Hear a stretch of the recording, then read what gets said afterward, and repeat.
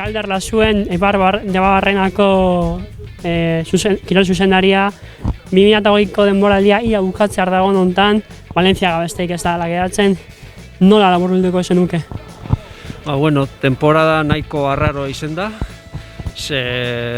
konfinamentu honekin eta txirrindulari asko Morales oso baju ibiliria, eta bueno, ja desiatzen bukatzeko, eta hurrengo denbora prestatzeko.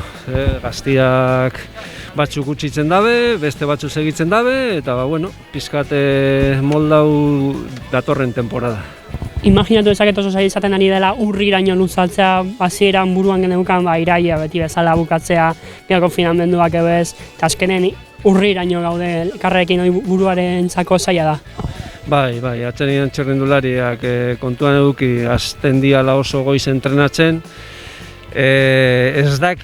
Aurten ez dabe jakin karrerak noiz edukiko zuten, eta luzetu inda temporada, erorketak ere ondia, danetik pasau da, orduan buruan dako ez da bat ere ona. Espero dugu, mendik aurrera burua hobeto joatia eta dana hobeto joatea. Zuek formazio talde bezala nola indezue formazio prozesu hori jarraitzeko urte inberezi honetan?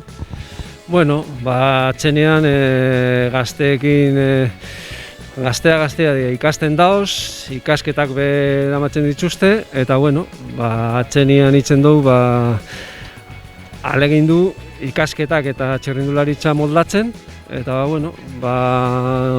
batzuk hobeto moldatzen dira beste batzuk baino, eta horretan segitzen dugu eta segidu biako. Eskerrik asko, zuri honak indako denboraldiagatik. Eskerrik asko zeu.